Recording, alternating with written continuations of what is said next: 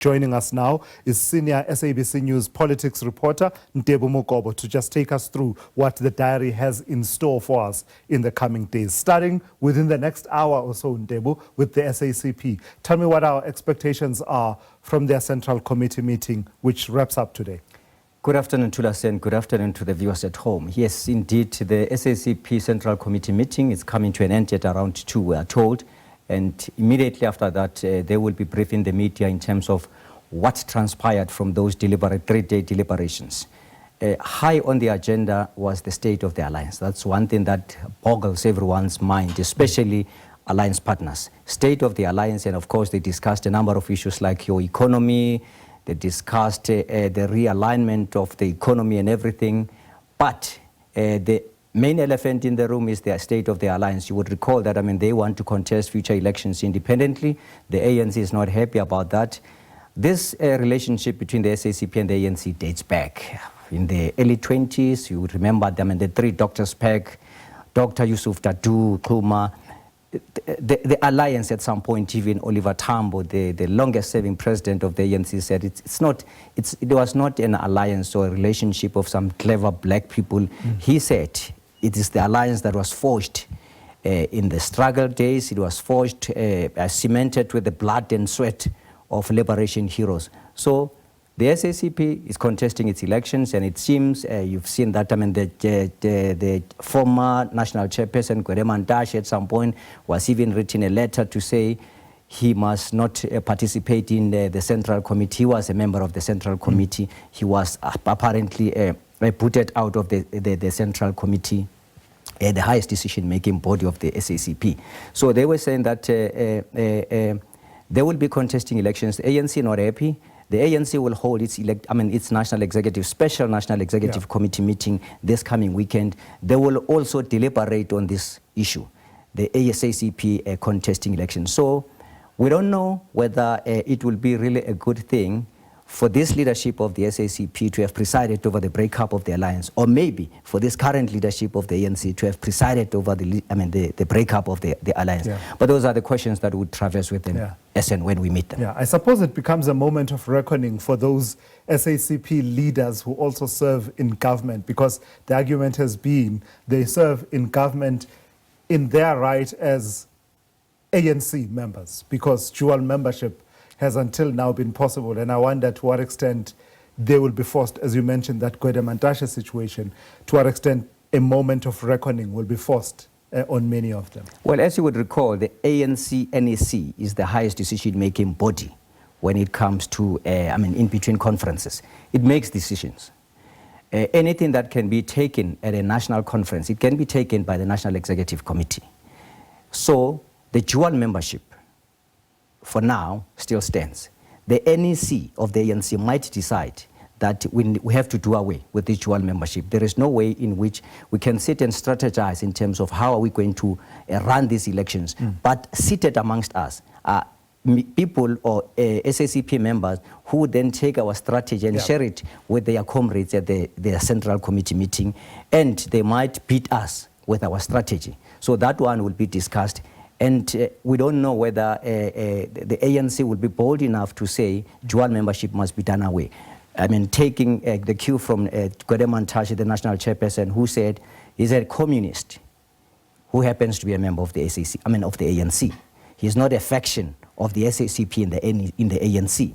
So it might be dicey, but a decision has to be taken, because out of that National Executive Committee, they will have to brief the structures. So the National Working Committee of the ANC is also meeting. It's meeting tomorrow. In preparation for the National Executive Committee. The bigger, the highest decision-making body. Yes.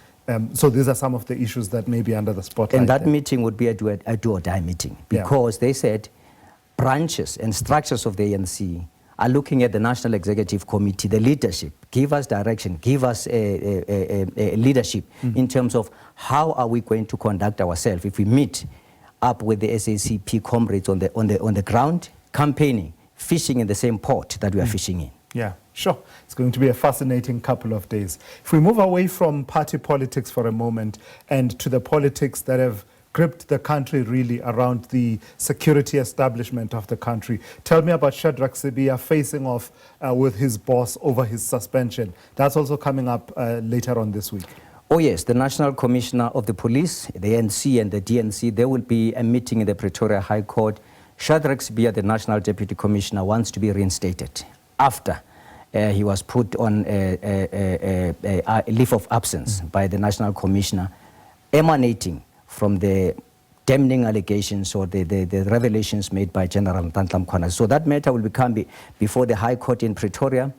It was supposed to have been ventilated sometime last week, but the defense of Shadrack Sibiya felt that they needed a full bench to deliberate on that case. So they will be battling it out in the Pretoria High Court, the North Gauteng High Court on Wednesday. Yeah. So it tells you a lot that it is going to be heard by the full bench of the court. It just tells you about the import and impact of what is at stake. Let's talk about the J20. What is that? There's a variety of streams that have to do with South Africa's hosting of the G20 and the various themes that we are pursuing as a country. Which one is the J20?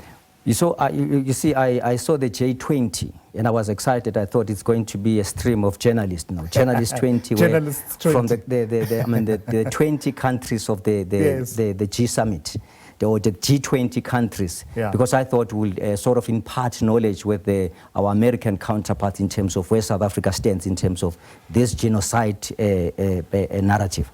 But nonetheless, the G20, it's a meeting, a gathering of justices from all G20 countries, presidents of courts, presidents of Supreme Courts. They will be meeting to deliberate on the reform of the judiciary, the rights of individuals or citizens in the inhabitants of these G20 countries. And after deliberating, then they will chart sort of a way forward or a path in terms of how these G20 are going to relate to each other, especially when it comes to judicial issues, when it comes to the extradition of Tula Sizwe Smelane from South Africa, maybe to the United States because he has committed something there. That's how they're going to relate to each other in this meeting. And this meeting started around 2018. It was in Hamburg, Germany, when the G20 summit was sitting there. That's when they came up with this J20 sort of gathering where judges come together from all these G20 and it's countries. hosted by Chief Justice Mandisa. Justice Maya. Yeah. Lastly, Ntebo, let's look at the IFP. Tell me about the top 7 officials. They were meeting as well. That's the other story we're tracking. I think that one goes back again to the government of national unity. You would recall that there have been some sort of really mishaps when it comes to the smooth running of the government of national unity. What then happened is that at some point the UDM was not happy. The UDM was saying that this GNU only works when the ANC feels like it has to work. And Rise Mzansi also had its own misgivings when it comes to the GNU. But the IFP in Gauteng said they've experienced a bit of arrogance on the part of the Gauteng Premier Panyaza Lesufi, behaving like he has won elections, he's running the province as an override or as a party that has got majority. Then the IFP secretary in the province released a statement, not happy, but the IFP felt that they need to discuss this thing. And the top 7 officials, from the president up until the last man in the top 7 officials, they decided to have a meeting. They had that meeting on Friday. They promised that they will give us the outcome of that deliberations, especially when it comes to Gauteng. But in that meeting, it was all about the GNU and other issues, of course. So we're still waiting for those outcomes. Hopefully tomorrow we'll be trailing after them. All right, thank you for that, Ntebo. We've got to release you. And Ntebo Mokobo, going through now to the SACP Central Committee meeting, and look out for more reporting from Ntebo throughout the day here on SABC News.